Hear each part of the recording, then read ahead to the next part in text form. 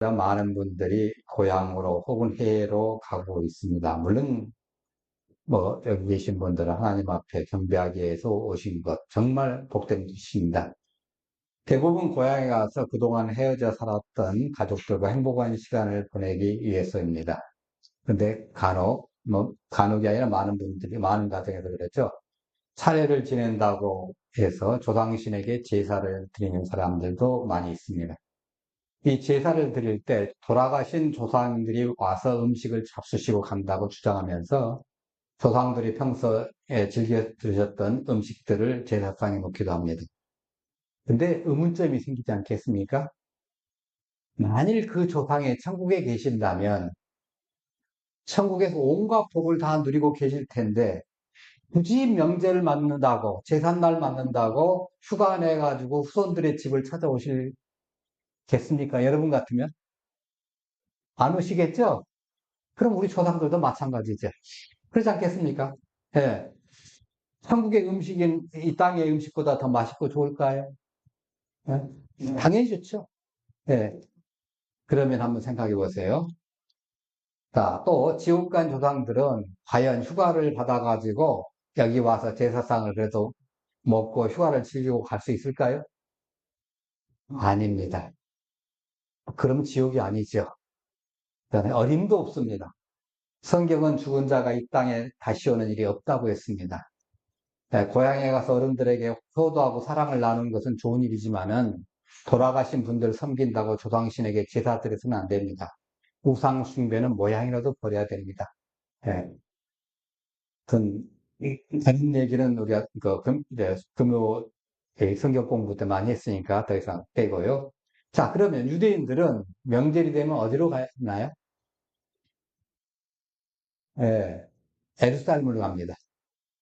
1년에 3번, 6월절, 무교절, 오순절, 장막절에는 이스라엘 남성들은 예루살렘에 가서 한 주일 동안 명절을 보냅니다. 그게 이제 율법에 나와 있잖아요. 그들이 예루살렘에 가는 이유는 하나님께 뭐 하려고요? 제사 드리러 가는 거예요. 유대인에게 있어서 명절이라는 것은, 이 명절, 절기라는 것은 하나님을 찾는 시간입니다. 그러니까 집에서 출발해가지고 걸어간다고 하면 가는데 뭐 가까운 데야 뭐 이틀 전에 갈 수 있겠지만 좀 멀다면 일주일도 걸리겠잖아요. 우리나라 땅 같이 넓다면 뭐 보름 전에 출발해야 되고 조금 가다가 누구 친척도 좀 만나고 한다고 하면 한 달 전부터 출발해야 갈 겁니다. 자, 하여튼 간에 한 일주일 전부터 가는데 한 일주일, 거기 가서 일주일, 오는데 한 주일. 예. 그래서 예수님도 부모님과 같이 6월절 명절에 가셨다가 내려올 때 사람들이 많아가지고 있는지 없는지 모르다가 사흘 지난 데는 알았잖아요. 예. 그렇게 전부 그 명절 전 하나님을 찾는 시간이에요. 그러니까 신약 시대인 사는 우리들은 그럼 절기가 뭐예요? 안식일, 주일, 명절 이렇게 되겠죠? 교회를 가지요. 많은 사람들이 교회에 가는 이유를 어떻게 생각하시냐면요. 돈이나 현실적인 이익을 얻기 위해서 생각하는 경향이 있습니다. 현실적인 이익. 즉 말하자면 우리 아들 무병장수해서 잘해주세요. 뭐 이런 등등. 예. 이번에 뭐 우리 아파트 재개발하는데 뭐 따이따이 등등. 예. 정말 이것이 교회 다니는 이유일까요? 예전에 미국 캘리포니아의 한 큰 교회에서 특별 새벽 기도를 열었는데 기가 막힌 문구를 하나 현수막에 썼습니다. 자, 한번 제가 읽어드릴게요. 부모의 새벽 기도, 자녀의 평생 축복. 아, 대단하죠? 자녀의 새벽 기도, 부모의 노후 대책. 뭐, 그럴싸합니다. 아내의 새벽 기도, 남편의 영적 성공. 아주 운율까지 탁탁탁 맞아가지고 그렇게 좋은 그 운율이 없어요. 여러분 어떻게 생각하세요? 정말 예수님이 잘 먹고 잘 살고 이 땅에서 평안하게 살고 누리고 살라고 십자가에 못 박혀 돌아가셨을까요? 만약 그것이 전부라면 굳이 교회 안 오셔도 돼요. 그냥 점집이나 절에 가셔도 돼요. 그거 뭐 상관이 있겠어요? 그리스도인 여러분들이 교회 오는 목적이 무엇이에요? 2000년 전에 예수님을 찾아온 그 이 무리들, 오늘 본문에 있는 이 무리들의 목적은 무엇이에요? 그리고 예수님은 그들에게 뭐라고 하셨을까요? 22절에 이렇게 나와 있잖아요. 자, 예수님께서 오병이어의 기적을 행하신 다음 날인데, 이 오병이어는 행할 때 언제쯤이라고 그랬죠? 6월절 즈음이라고 했어요. 그러니까 많은 사람들이 예루살렘에 향해서 가고 있는 데예요. 많은 사람들이 모일 수가 있잖아요. 그 기적을 행하신 다음 날에 전날 행하신 곳에 배 한 척만 있었다는 것을 기억했습니다. 예수님께서 제자들과 함께 배를 타고 가시지 않고 제자들만 먼저 보내고 떠났다고 생각하고 있어요. 이 무리들은 예수님께서 아직 그들이 있는 쪽에 여기 계실 거라고 생각을 한 거예요. 그들은 예수님을 쉽게 찾을 수 있을 거라고 생각하고 안심을 했어요. 그런데 무리들이 막상 예수님을 찾으러 가보니까 예수님이 안 계시다는 것을 알게 되는 거예요. 이것이 놀라운 일입니다. 왜 안 계시지? 왜냐하면 그들의 계산으로는 예수님께서 떠날 방법이 없는 거예요. 그렇지 않겠습니까? 여러분, 육지 사신 분은 모르지만 섬에 사신 분들은 아십니다. 지금은 육교가 많이 나와서 별 의미가 없지만은 예전에는 이제 저녁에 배가 끊어지면 육지에 갈 수가 없잖아요. 무인도에서 백령도로도 가는데 수가 없어요. 갈 수가 없어요. 분명히 마지막 배가 떠났어요. 네? 그때 우리 옆에 계신 걸 봤어요. 그런데 그 다음날 아침에 안 계시는 거예요. 바로 이런 상황입니다, 지금. 네. 섬은 아니지만은 지금 그런 거예요, 지금. 왜 이 사람들은 예수님이 거기 안 계시다는 것을 몰랐을까요? 이 무리들은 시각적인 그런 제한적인 한계가 있어요. 전날에 봤던 기적이 뭐였죠? 오병이의 기적이에요. 물고기 5마리하고, 물고기 2마리, 두 마리하고, 다섯 개의 떡을 가지고 몇만 명을 먹였다고 2만 내지 3만 명을 먹이셨어요. 이 사건에만 딱 집중하고 있었어요. 그 외에는 쳐다보도 보고 있지 않았어요. 이게 눈에 앞에 보이는 정보들이 뭐예요? 배가 한 척 있었다. 그리고 예수님이 제자들과 그 배에 타지 않고 제자들만 타고 갔다. 이걸 토대로 생각해 보니까 예수님께서는 아직 여기 계신다. 이게 나와야 하잖아요. 단정 지어버린 거예요. 근데 예수님은 하나님이시잖아요. 하나님의 능력이 있으십니다. 인간의 상식과 논리를 초월한 능력을 깜빡한 거예요. 심지어는 예수님께서 배 없이 그냥 물 위에 걸어 다닐 수 있잖아요. 무리들은 이 엄청난 기적을 경험하고도 예수님을 인간적인 틀 안에다 딱 가두어 생각하는 오류를 범한 거예요. 아까 우리 예배 전에 과학 얘기를 좀 했습니다만은, 과학은 뭐예요? 원인과 결과가 뚜렷해서 증빙이 되는 거라 과학이라고 그랬죠. 근데 이 과학은 뭐예요? 우리가 살고 있는 3차원의 세계에서만 통용이 되는 거예요. 4차원에서 가면 이 과학의 한계를 뛰어넘는 거예요. 예수님이 그런 분인지를 깜빡한 겁니다. 우리는 우리 눈에 보이는 현실만 쫓아가도 예수님을 쉽게 판단하고 제안하는 거예요. 근데 내가 하다 안 되면, 예수님도 못 하시는 거야. 기도 안 되면, 예수님도 포기하셨던가 봐. 그러면서 내 생각으로, 내 경험으로 하면서 예수님의 능력과 계획을 제안하고 믿음 없는 모습을 보일 때가 많이 있습니다. 여러분 어떠세요? 여러분 믿음은 어떠세요? 어? 우리는 끊임없이 믿음의 눈을 뜨고 예수님 말씀과 행적을 깊이 묵상하고 예수님을 온전히 알아가야 되는 거예요. 신앙생활 한다는 게 바로 그겁니다. 한번 내가 예수 믿었다고 해서 예수님이 영접했으니까 이제 끝. 그게 아니고 계속 믿음 안에서 자라나가야 되는 거예요. 네. 예수님 우리의 생각과 경험을 뛰어넘는 분이시거든요.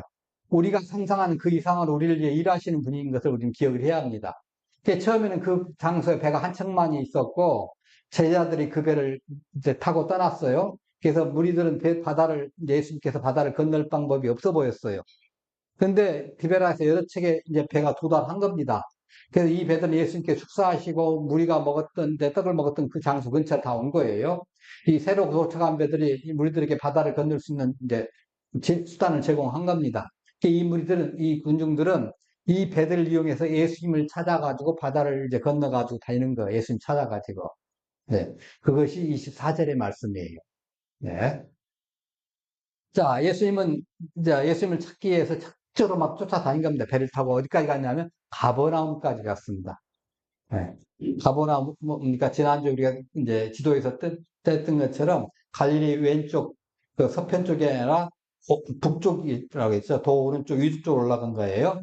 자, 거기까지 쫓아갔어요. 근데 그들이 예수님을 이해를 못한 겁니다. 예수님을 찾는 그들의 동기가 순수하지 않아요. 예수님을 찾는 동기가 예수님의 말씀을 올바르게 받아들이는데 굉장히 중요합니다. 그렇잖아요. 찾는 동기가 중요한 거예요. 자식들이 가끔 가다가, 여러분의 자식들은 모두 효자라서 그런지 모르겠는데 가끔 TV나 어디 드라마 같은 데 보면 그러잖아요.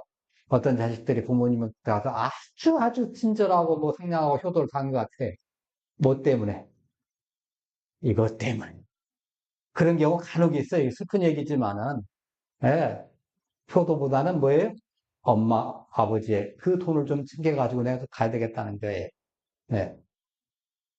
예수님을 물리적으로 찾는 것보다는 예수님의 가르침과 본질을 이해해야 되는데 뭔가 좀 얻어먹을 것이지 않은가 하고 쫓아내는 거예요. 그 동기가 좀 잘못됐어요. 올바른 동기로 예수님을 찾을 때 그분의 말씀을 잘 이해하고 받아들일 수 있어요. 우리의 믿음, 얻는 것도 중요해요. 외적인 것도 중요합니다만은 동기도 더 중요해요. 예. 그래서 이제 25절 보니까 예수님을 만났습니다. 갈릴리 바다를 건너서 예수님을 찾아온 사람들이 예수님께 질문을 합니다. 물어봅니다. 예수님 언제 어떻게 이곳에 도착했는지 궁금해. 왜? 분명히 제자들이 떠날 때 예수님 같이 안 탔고 그렇다고 배는 없고 또 예수님은 혼자 타고 다닐 만한 그런 배는 없고 얼마나 궁금합니까? 예수님을 뭘 모른 거예요. 물 위를 걸으실 수 있고 바다를 평정케 하시는 그 예수님을 모르는 거예요. 물 위를 걸어가신 그 사건, 그것도 이 앞전에 뭐 있었지 않습니까? 그거 깜빡한 겁니다. 예. 근데 군중들은 그걸 모르는 거예요. 그래서 예수님께서 그들에게 이 얘기를 합니다. 언제 오셨냐고 물어보니까 그거에 대한 대답으로 25절 한번 같이 읽겠습니다. 예수께서 대답하여 이르시되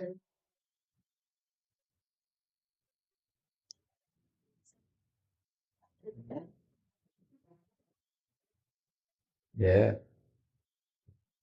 예수님은 사람들이 기적을 보았기 때문에 그 예수님을 이제 찾는 것이 아니고 물질적 필요가 채워졌기 때문에 찾고 있다는 것을 아는 거예요.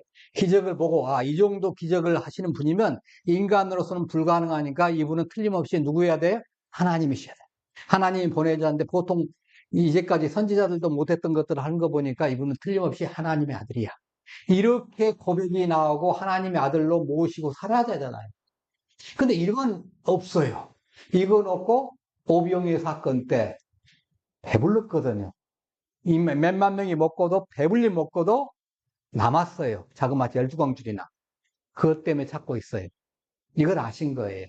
그러니까 영적인 필요보다는 물질적인 필요에 막 집중하는데 너희들 경고다 하는 거예요. 그들의 믿음이 얕다는 거죠. 수가 얕다. 이걸 딱 깨뜨려 보신 거예요. 이 사람들은요, 이 무리들은 오병이의 기적을 보기는 봤지만은 그 기적을 통해서 예수님 누군가를 알아봐야 되잖아요. 예수님의 권능이 어디서 왔는지를 알아봐야 돼요. 잖아요. 그게 핵심이에요. 예수님께 기적을 베푸신 것은 이거 베풀었으니까 너희들 계속 내가 해줄 테니까 먹거라. 이 정도가 아니라 너희들이 이것을 하는 내가 누군지를 알고 나를 좀 봐라. 나를 좀 제대로 좀 봐라. 이건 거예요. 깊이 생각을 하지 않는 거예요. 깊이 생각을 하지 않아요. 아까 제가 제사 얘기를 했잖아요. 제사 드리는 거. 그 깊이 생각해 본다면 제사 드리는 것이 얼마나 웃기는 얘기인지 알 거예요. 그렇지 않습니까? 예. 그들은, 이 무리들은요, 눈앞에 배고픔을 해결해 준 이 빵에만 관심이 있었어요. 예수님이 영혼을 구원하기 위해서 온 메시아지만은 무리들은 예수님을 단순히 물질적인 필요를 해결해 주신 존재로 여긴 거예요. 5천 명, 장정들만 5천 명, 많은 무리에서 몇천 명 먹이신 이 기적의 진정한 의미, 예수님의 무한한 능력과 사랑을 보지 못한 거예요. 이게 얼마나 안타까워. 네. 지금 예수님께서 안타깝게 여기신 거예요. 너희들 왜 그거 모르느냐. 떡을 위해서, 빵을 위해서 예수님을 따랐던 이 사람들이 이 모습이요. 우리 인간들이 얼마나 쉽게 눈앞에 이게 눈이 멀고 참된 영적 가치를 놓치는가를 알려준 겁니다. 예. 예수님을 믿는다고 하면서도 육체적인 만족을 더 추구하는 사람들도 있고, 어, 그잖아요. 그건 인간의 나약성과 죄성을 추구하는 거예요. 육체적인 만족이라는 게 뭐예요? 하나님이 아픈데 좀 낫게 해주세요. 그건 끝이에요. 왜 하나님께 이 아픔을 내게 주셨는지 알게 해주세요. 이게 가야 돼요.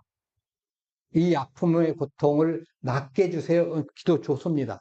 그러나 하나 더 나가가지고 이 고통이 왜 왔는지, 저에게 주신 의미가 뭔지 이걸 알게 해주세요. 예. 우리 지난 금요일 날 그 말씀 드렸잖아요. 저 어렸을 때 정말 큰 병에 걸렸는데 나중에 생각해 보니까 하나님께서 나와 더 기도를 많이 교제하고 싶으셨어. 친하고 싶으셔서 그랬다는 거예요. 내가 그렇게 받아들였어요. 왜 그때 그 어린 나이에 하필이면 그거 해가지고 꼼짝 못하게 만드셨는가? 기도할 수밖에 없게 만드셨는가? 이건 뭐예요? 아, 내가 너하고 더 사귀고 싶다. 내가 너를 더 사랑하고 너 깊이 너하고 같이 있고 싶다. 이 의미라는 걸 깨닫던 거죠. 그게 중요합니다.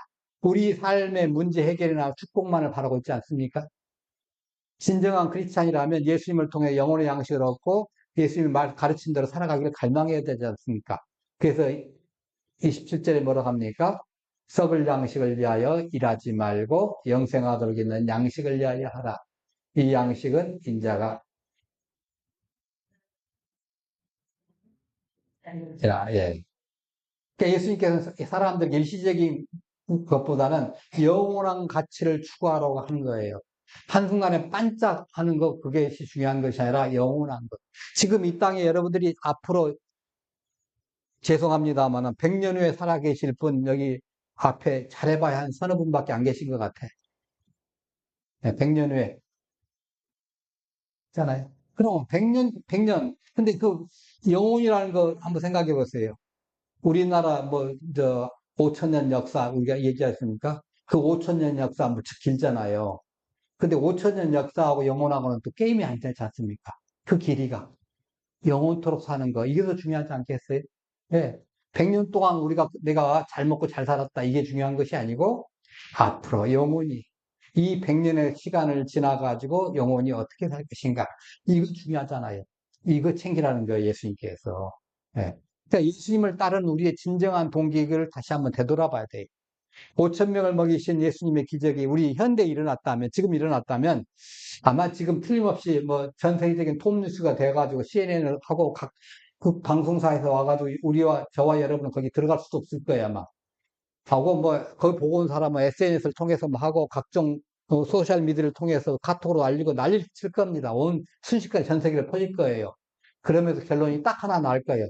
저분만 따라가면, 저 예수님만 따라가면 배고플 걱정이 없다. 그렇죠? 이것도 상관가 생길 거예요. 많은 사람들이 먹는 문제를 해결을 위해서 예수님을 따라갈 거예요. 아마 북한 같은 데 있었으면 아마 전 국민이 아마 다 쫓아다닐 거예요. 아마. 배고프니까. 소말리아라든가 이런 데 가면. 예. 그러니까 예수님의 말씀을 듣는 것보다는 이런 기적과 병 고치고 이런 같은 희한한 일을 보기 위해서 사람들이 모여들 수 있다는 거죠.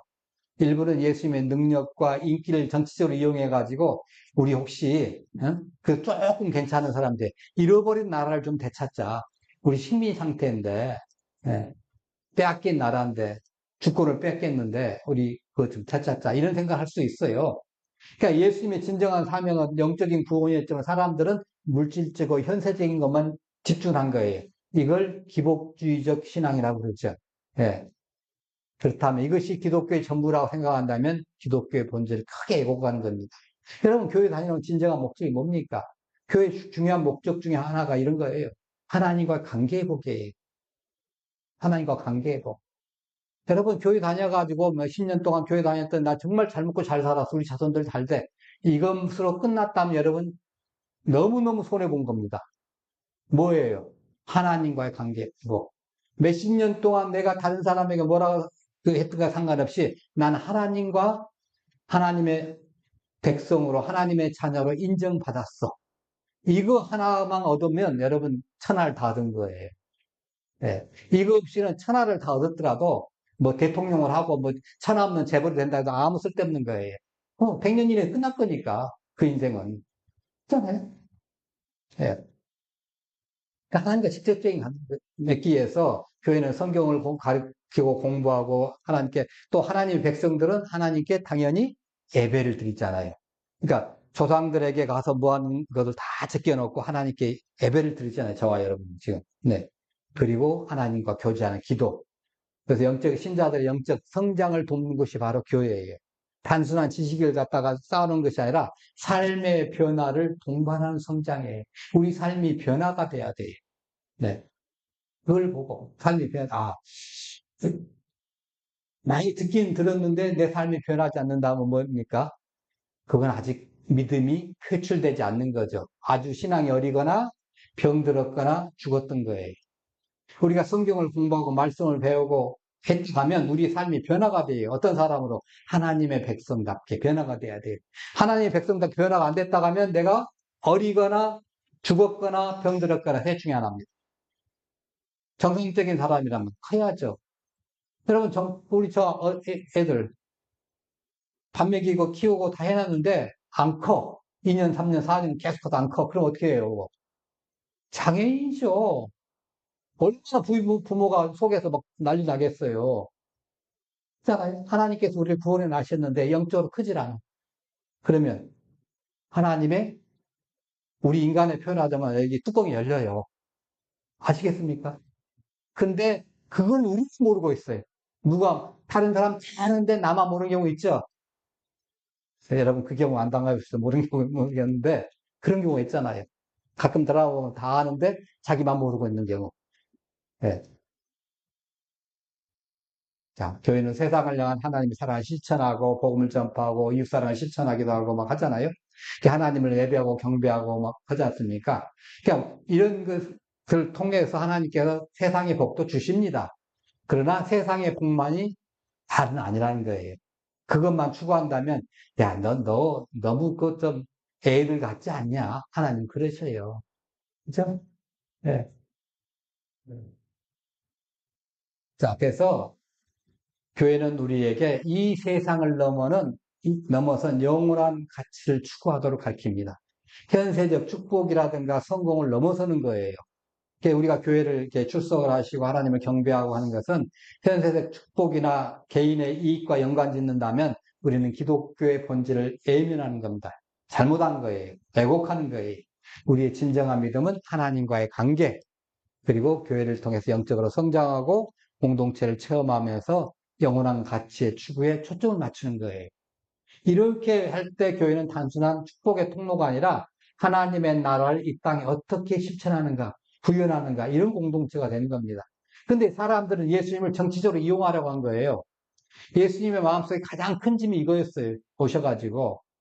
일생 동안 괴롭힘 당한 문제가 뭐예요? 예수님이 능력자이시니까 예수님의 능력을 이용해서 뭘 좀 해야 되겠다는 거예요. 요즘 말하면 교회를 위해서 내가 장사 좀 해야 되겠다는 거예요. 우리 교인들은 그런 것이 없어서 정말로 전 행복합니다. 근데 좀 크면 교회들 위해서 이용해서 장사하려는 사람이 한둘이 아니에요. 크면 클수록 그 사람들이 많아요. 오죽했으면 대형교회 목사님들이 고민하더라고요. 우리 교회 30%나 구원받을랑가 모르겠어. 왜? 전부 자기 욕망을 위해서 다닌다는 거예요. 네. 그게 너무너무 안타깝다는 거예요. 그 목사님들이 교인들이 그 신앙적인 것을 본다면, 있잖아요. 근데 예수님은 뭐예요? 사람들이 단순한 빵을 얻기 위해서가 아니라 영생을 주는 말씀을 듣기 위해서 자신을 따르기를 원하신 거예요. 예수님을 따르면 영원한 삶을 우리가 살게 되는구나. 그걸 위해서 따른다는 것을 원하는 거죠. 그 물질적 이익이나 기적을 보기 위해서가 아니라 진정한 영적 성장을 위해서 예수님을 따라가야 합니다. 기적이나 이적보다 예수님 말씀에 더 집중해야겠죠. 예수님의 가르침을 정치적으로 이용하려는 그 시도 혹시 저와 여러분에 있다면 그거 좀 경계도 하십시다. 오병이어 사건은 단순한 물질적 축복 이상의 의미를 지닙니다. 예수님은 기적 후에 자신을 찾아온 사람들 그리 반갑게 맞질 않았어요. 왜? 속이 뻔하니까. 저거 온 거 좀 죄송합니다만은 가끔 가다가 좀 부유한 사람들 만나서 농담 삼아서 그래요, 제가. 명절 때 애들 오면 마음이 어쩌냐 그러면 그분들 농담 삼아서 그랬죠. 예, 애들이 다 오면 반갑고 빨리 가면 더 반갑고. 예. 그리고 미처 돈 얘기 안 하고 더 빨리 가면 더욱더 반갑답니다. 하여튼, 뭐, 농담 한번 한 얘기겠지만은, 그런 거예요. 예. 왜 예수님께서 이들을 그렇게 하셨을까? 순수한 동기가 아니었기 때문에. 빵을 얻거나 정치적으로, 경제적으로 이익을 얻기 위해서 예수님을 찾았기 때문에 그렇다는 거죠. 우리는 스스로 물어봐야 합니다. 나는 왜 교회 다니지? 나는 왜 성함 교회 다니고, 나는 왜 열방제주 교회 다니는 것인가? 나는 왜 예수님을 따르고 있는가? 많은 경우에 우리는 중요하지 않는 문제에 집중할 수 있어요. 쓸데없는 것에 집중하는 경우 많죠. 나중에 보면 그거 아무것도 아닌데 그거 괜히 내 인생 헛수고했어. 할 수도 있어요. 우리 개인의 명예나 이익을 위해서 신앙생활 한다면 우리 어리석은 일입니다. 예. 예수 믿는다는 것은 근본적인 그 동기의 변화를 의미합니다. 내 인생의 삶의 목적이 옛날에는 아파트 평수 높이는 거였고, 아파트 내 화장실 수 늘리는 거였고, 방수 넓히는 거였다면 이제는 내 삶의 목적이 예수님이야. 하나님 나라가 이 땅에 점점점 번영해야 돼. 예. 하나님 나라가 이 땅에 확장되기 위해서 내가 뭘 해야 될지, 그것을 위해서 내가 준비하고, 그것을 위해서 내가 열심히 할 거야. 그것을 위해서 내가 취업도 하고, 그것을 위해서 직장도 다니고, 사업도 할 거야. 이게 좀 돼야 된 거예요. 그리스도인들은. 여러분 지금 그러고 계시죠? 예. 그러니까, 우리는 성경이 말하고 예수님이 보여주신 그 이상적인 그리스도인의 그 삶에 도달하도록 노력을 해야 돼요. 그걸 우리는 성화라고 합니다. 거룩하게 되는 거죠. 그러니까 단순한 외적인 변화가 아니라 내면적인 깊은 변화를 요구합니다.